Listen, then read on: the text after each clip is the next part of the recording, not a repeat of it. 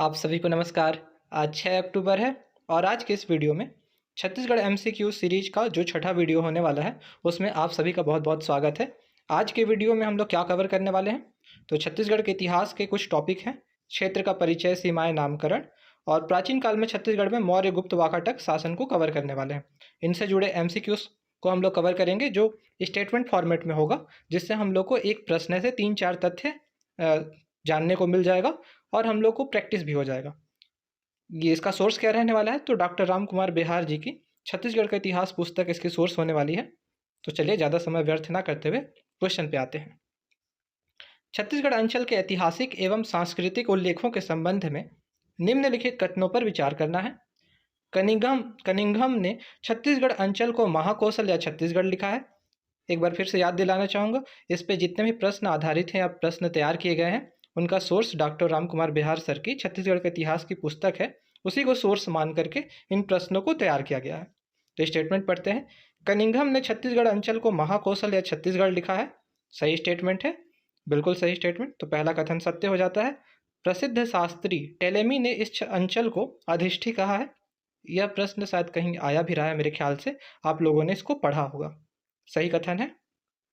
कवि सुखलाल प्रसाद पांडे ने लिखा है, ये हमर देश छत्तीसगढ़ आगू रहिस जगत सिरमौर, दक्षिण कौशल नाव रहिस मुलुक मुलुक मासोर। अब ये स्टेटमेंट इन्होंने, ये पुस्तक में आपको मिल जाएगा। कई राइटर हैं जिनके स्टेटमेंट दिए गए हैं, सबको याद नहीं करना, बस प्रश्न के तौर पर ये इंपॉर्टेंट लगा तो इसको शामिल कर लिया गया है ताकि आप लोग को जानकारी हो जाए। बस्तर की नदियों में गुबवल, मंगोदा, कोगा, भंवरडींग, तालपिया सम्मिलित हैं। चारों स्टेटमेंट बिल्कुल सही है। अगर आपको लग रहा होगा कुछ स्टेटमेंट आपने पहली बार पढ़ा है या फिर आप पहले जो आपका सामान्य बुक है उसमें नहीं पढ़ा, उनको आप ध्यान से एक बार पढ़ लेंगे। तो चारों स्टेटमेंट सही हैं। ऑप्शन डी इस प्रश्न का सही उत्तर हो जाता है। छत्तीसगढ़ राज्य से संबंधित निम्नलिखित कथनों पर विचार करना है। छत्तीसगढ़ का गठन 1 नवंबर 2000 को हुआ, सभी को पता है ये। 1998 में छत्तीसगढ़ में 9 जिलों का गठन किया गया। यह बिल्कुल सही स्टेटमेंट है। तो 2 कथन तो बिल्कुल सही हो गए। तीसरा कथन देखते हैं। छत्तीसगढ़ का वर्तमान क्षेत्रफल 1,35,334 वर्ग किलोमीटर है। यह स्टेटमेंट बिल्कुल गलत है और आप सभी को इसका शायद आंसर पता होना चाहिए। अगर आप लोग को पता है तो छत्तीसगढ़ का वर्तमान क्षेत्रफल कितना है आप लोग कमेंट कर सकते हैं। तो इस प्रश्न का सही उत्तर क्या हो जाएगा? ऑप्शन ए, केवल 1 और 2 विकल्प सही है। निम्नलिखित स्थानों को वहां से प्राप्त मौर्यकालीन आहत सिक्कों के संख्या के आधार पर मिलान करना है। मैं इसका सही आंसर बता दे रहा हूँ, आप उस अनुसार मिलान कर लीजिएगा। अकलतरा से 259 चांदी के आहत सिक्के प्राप्त हुए। वहीं ठठारी से 253, तारापुर रायगढ़ से 15 चांदी के सिक्के और बिलासपुर से संख्या उपलब्ध नहीं है। इस आधार पर आप लोग मिलान कर लीजिए। दूसरी से 5वीं शताब्दी के दौरान दक्षिण कौशल छत्तीसगढ़ से संबंधित निम्न कथनों पर विचार करना है। इस अंचल पर कभी गुप्तों ने तो कभी वाकाटकों का प्रभाव रहा। बिल्कुल, दोनों का शासन समय समय पर राजाओं के अनुसार बदलता रहा। कभी कुछ क्षेत्रों पर गुप्त शासन करते थे तो कभी वाकाटक शासन करते थे। दूसरा कथन है, गुप्त सम्राट चंद्रगुप्त की पुत्री प्रभावती गुप्त का विवाह वाकाटक नरेश रुद्रसेन द्वितीय से हुआ था। बिल्कुल सही स्टेटमेंट है। इसको यह भी किसी एग्जाम में शायद पूछ चुका है। तीसरा, प्रभावती गुप्त का जो पूना ताम्रपत्र इस बात की पुष्टि करता है कि वाकाटक राजा गुप्तों के समकालीन थे। यह बात भी बिल्कुल सही है और उनके पूना ताम्रपत्र से इस बात की पुष्टि हो जाती है कि जो वाकाटक राजा थे गुप्त राजाओं के समकालीन थे।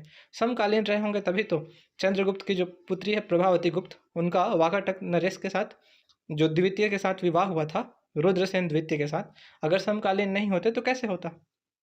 तीनों के तीनों स्टेटमेंट बिल्कुल सही है और इस प्रश्न का सही उत्तर क्या हो जाता है? ऑप्शन डी, 1, 2 और 3 सभी विकल्प सभी कथन जो है बिल्कुल सही है।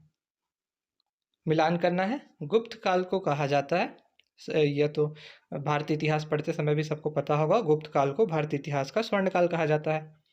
भारतीय नेपोलियन किसे कहा गया? तो समुद्रगुप्त। गुप्त वंश के काफ़ी प्रतापी राजा हुए, इनका समुद्रगुप्त का प्रयाग प्रशस्ति काफ़ी प्रसिद्ध है। गुप्तों के पश्चात दक्षिण कौशल किसके प्रभाव क्षेत्र में आ गया? तो वाकाटक के प्रभाव क्षेत्र में आ गया था। इनको आप स्टेटमेंट को याद रखना है, मिलान आप खुद ब खुद कर लेंगे। गुप्त काल को कहा जाता है स्वर्ण युग यानी कि सी, भारतीय नेपोलियन किसे कहा गया? समुद्रगुप्त। और गुप्तों के पश्चात दक्षिण कौशल किसके प्रभाव क्षेत्र में आ गया? वाकाटक के प्रभाव क्षेत्र में आ गया। असर्सन रीजन का प्रश्न जो आजकल कुछ एग्जाम में देखने को मिला है कि पूछा जा रहा है, देखते हैं। इस प्रश्न को हल करते समय आपको क्या ध्यान रखना है, यह देखना है कि जो असर्सन है उससे रीजन जो दिया हुआ है मैच करता है या उसकी व्याख्या करता है या नहीं। वाकाटक नरेश हरिसेन के अजंता गुफा अभिलेख से ज्ञात होता है कि कौशल, मेकल और कलिंग का कुछ भाग उस समय वाकाटकों के अधिकार में था। यह कथन बिल्कुल सही है। अगर आप बुक पढ़ेंगे तो आपको हूबहू सेम स्टेटमेंट मिल जाएगा। कारण क्या दिया है? सरबपुरीय, नलवंशी और पांडुवंशी शासकों ने अपने अभिलेखों में वाकाटकों के समान शीर्ष वाली ब्राह्मी लिपि का प्रयोग किया। यह स्टेटमेंट भी अपने आप में बिल्कुल सही है, लेकिन अगर इसको देखा जाए कि जो पहला असर्सन है उसकी व्याख्या करता है कि नहीं, तो व्याख्या नहीं करता। दोनों स्टेटमेंट अपने अपने में बिल्कुल सही है और इस प्रश्न का सही विकल्प क्या हो जाएगा? सही उत्तर असर्सन और रीजो दोनों सही है, परंतु जो कारण है वह असर्सन अभिकथन की सही व्याख्या नहीं है। तो इस प्रश्न का सही उत्तर हो जाता है ऑप्शन बी। इसको आप रुक करके थोड़ा ध्यान से पढ़ेंगे तो आपको खुद ब खुद समझ में आ जाएगा कि इसका सही उत्तर ऑप्शन बी क्यों है। छत्तीसगढ़ में मौर्यकालीन स्थिति और कलिंग युद्ध से संबंधित निम्नलिखित कथनों पर विचार करना है। छत्तीसगढ़ में तांबा और चांदी की मौर्यकालीन मुद्राएं ठठारी, अकलतरा और तारापुर से प्राप्त हुई। तारापुर रायगढ़ वाला बिल्कुल सही कथन है, ये तो पढ़ भी रखा है। ठठारी, अकलतरा और तारापुर से प्राप्त हुआ है, कई बार परीक्षाओं में पूछा भी जा चुका है। दूसरा कथन, मौर्यकालीन मुद्राओं पर मयूर का चिन्ह अंकित था। बिल्कुल सही उत्तर है, मतलब सही कथन है, बिल्कुल मयूर का चिन्ह अंकित था। इस प्रकार के प्रश्न बनते हैं। विभिन्न राजवंश जब आप पढ़ेंगे उनके द्वारा जो सिक्के जारी किया जाता है उनमें किनका चित्र या कि कौन सा चिन्ह अंकित था, इसका आप शॉर्ट नोट्स अलग से बना लीजिएगा। प्रश्न यहाँ से कई बार पूछे जाते हैं। कलिंग युद्ध में लगभग 1 लाख योद्धा और 1.5 लाख बंदी बने, अनुमान लगाया गया। हालांकि एग्जाम के दृष्टिकोण से उतना कोई खास नहीं, इतना फैक्ट अंदर कोई पूछता नहीं, फिर भी ये दोनों फैक्ट अगर याद करना चाहें तो कर सकते हैं। सही कथन है। कलिंग का भौगोलिक क्षेत्र महानदी और गोदावरी के बीच था। बिल्कुल, कलिंग वर्तमान कौन सा एरिया, जो उड़ीसा का कुछ भाग है वहाँ पर ऐतिहासिक रूप से कलिंग का क्षेत्र था, भौगोलिक क्षेत्र। अगर आप मैप में देखेंगे तो महानदी और जो गोदावरी के भौगोलिक क्षेत्र में वह अलग क्षेत्र आता है।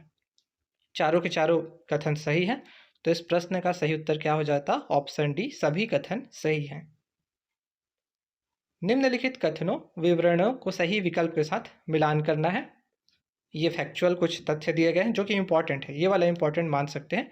भारत को 52 जनपदों में विभाजित करने का उल्लेख या फिर इसका वर्णन कहाँ मिलता है? तो इसका वर्णन मिलता है जैन परंपरा के अनुसार। जैन परंपरा के अनुसार जो बगो पतंग जठरांग जैन परंपरा के अनुसार भारत को 52 जनपदों में विभाजित करने का उल्लेख मिलता है। दूसरा स्टेटमेंट, राम ने दक्षिण कौशल के राज्य पर किसे अभिषिक्त किया? यह तो सबको पता है, कुश को दक्षिण कौशल के राज्य का कुश को जो है दक्षिण कौशल का राज्यभार सौंप दिया गया था। वाल्मीकि जी का आश्रम रायपुर जिले में, वह प्रिंटिंग मिस्टेक, उस समय जब जिला विभाजन नहीं हुआ था तो जो तुरतुरिया नामक आश्रम है रायपुर जिले के अंतर्गत था। अभी वर्तमान में तुरतुरिया जो आश्रम है वह कौन से जिले में आता है? इसका उत्तर आप लोग कमेंट में करेंगे। गुरु महिमा प्रकाश नामक ग्रंथ के रचनाकार कौन है? मौनी बाबा रामदास। और किस समय लिखा गया? तो 1650 में यह लिखा गया था। तो चारों के चारों विकल्प हम लोग इसको सही मिलान कर सकते हैं। अगला प्रश्न देखते हैं। हीरालाल के अनुसार दक्षिण कौशल की पश्चिमी सीमा बरार थी। दक्षिण कौशल की उत्तरी सीमा अमरकंटक से शुरू होती थी। यह भी बिल्कुल सही स्टेटमेंट है, पहला स्टेटमेंट भी सही था। दक्षिण कौशल की पश्चिमी सीमा का अधिकतम विस्तार वैनगंगा नदी तक था। तीसरा स्टेटमेंट भी सही है। तो इस प्रकार इस प्रश्न का सही उत्तर क्या हो जाता है? तीनों के तीनों स्टेटमेंट सही हैं। सही कथन, सही विकल्प हो जाएगा ऑप्शन डी। ज़्यादातर प्रश्न इस प्रकार बनाए गए हैं कि ज़्यादातर विकल्प सही है। इससे क्या होगा कि कम से कम स्टेटमेंट के फॉर्म में आप चीज़ों को याद रख पाएंगे आसानी से, और एक प्रश्न में लगभग दो चार स्टेटमेंट आप पढ़ ही रहे हैं। क्योंकि कई बार बुक पढ़ने में लगता है कि इतने सारे फैक्ट्स दिए हैं उसमें से क्या याद करें, और उस वजह से कुछ भी याद नहीं कर पाते। तो कम से कम इस वीडियो के माध्यम से उस बुक से संबंधित कुछ प्रश्न तो आपको तैयार हो जाएंगे। अगला प्रश्न, बस्तर की राजधानी जगदलपुर में सबसे बड़ा तालाब समुद्र नामी तालाब जिसका उपनाम भोपाल ताल है और वर्तमान में इसका नाम क्या है? दलपत सागर, जो कि पूरे बस्तर संभाग का सबसे बड़ा तालाब है। रियासत कालीन बस्तर के बड़े डोंगर और बारसूर में कुल कितने तालाब थे? 140 तालाब थे। हालांकि इतना इंपॉर्टेंट फैक्ट नहीं है, फिर भी अब बुक में दिया है तो याद कर सकते हैं। दोनों के दोनों कथन क्या है? सही है। तो इसका सही उत्तर क्या हो जाएगा? ऑप्शन डी, दोनों कथन सही है। आज का प्रश्न जिसका उत्तर आप लोग कमेंट में कीजिएगा, प्राचीन काल में छत्तीसगढ़ को और किस नाम से जाना जाता था? चेरलम, करुनाडु, किक्लोन या फिर दक्षिण कौशल? इजी सा प्रश्न है, इसका उत्तर जरूर आप लोग कमेंट सेक्शन में कीजिए। और वीडियो कैसा लगा इसके बारे में भी टिप्पणी कीजिए और बताइएगा आगे किस प्रकार से वीडियो आप चाहते हैं, किस विषय पर चाहते हैं, इसके बारे में आप कमेंट कर सकते हैं। और वीडियो को अभी तक देखने के लिए आप सभी का बहुत बहुत धन्यवाद।